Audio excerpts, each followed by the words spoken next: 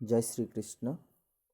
আজ শ্রীমদ্ ভগবদ্ গীতার প্রথম অধ্যায়ের শ্লোক সংখ্যা 4 থেকে 6 পাঠ করতে যাচ্ছি।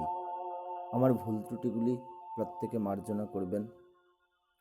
আমার সংস্কৃত উচ্চারণ ততটা শুদ্ধ নাও হতে পারে, তার জন্য আমি আগে থেকেই ক্ষমা প্রার্থী। সকলে কৃপা করবেন। শুরু করতে যাচ্ছি 4 থেকে 6 পর্যন্ত শ্লোক এবং তার আলোচনা।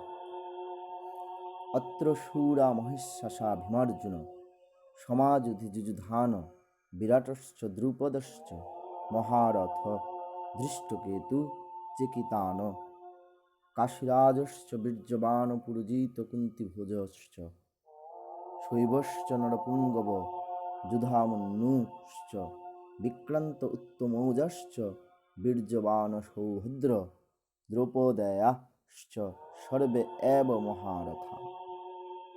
এর অনুবাদটি হচ্ছে, সেই সমস্ত সেনাদের মধ্যে অনেকে ভীম ও অর্জুনের মতো বীর ধনুর্ধারী রয়েছেন এবং যুযুধান, বিরাট ও দ্রুপদের মতো মহাযোদ্ধা রয়েছেন। সেখানে ধৃষ্টকেতু, চেকিতান, কাশীরাজ, পুরুজিত, কুন্তিভোজ ও শৈব্যের মতো অত্যন্ত বলবান যোদ্ধারাও রয়েছেন।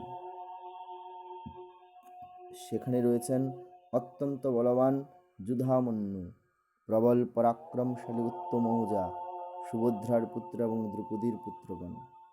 এইসব যোদ্ধারা সকলেই একজন মহীরথী। তাৎপর্য হচ্ছে, যদিও দ্রোণাচার্যের অসীম শৌর্য, বীর্য, সামরিক কলাকৌশলের কাছে ধৃষ্টদ্যুম্ন ছিলেন এক অতি নগণ্য প্রতিবন্ধক এবং তার ভয়ে ভীত হবার কোনো কারণই ছিল না দ্রোণাচার্যের পক্ষে, কিন্তু ধৃষ্টদ্যুম্ন ছাড়াও পাণ্ডব পক্ষে অন্য অনেক রথী মহারথী ছিলেন, যারা সত্যি সত্যি ভয়ের কারণ হয়ে দাঁড়িয়েছিলেন। দুর্যোধনের পক্ষে সেই যুদ্ধ জয়ের পথে তারা ছিলেন একটি দূরতিক্রম্য প্রতিবন্ধকের মতো, কারণ তারা সকলেই ছিলেন ভীম ও অর্জুনের মতো ভয়ঙ্কর।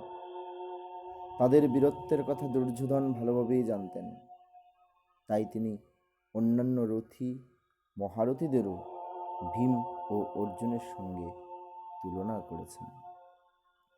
জয় শ্রীকৃষ্ণ। আজ এখানেই রাখলাম।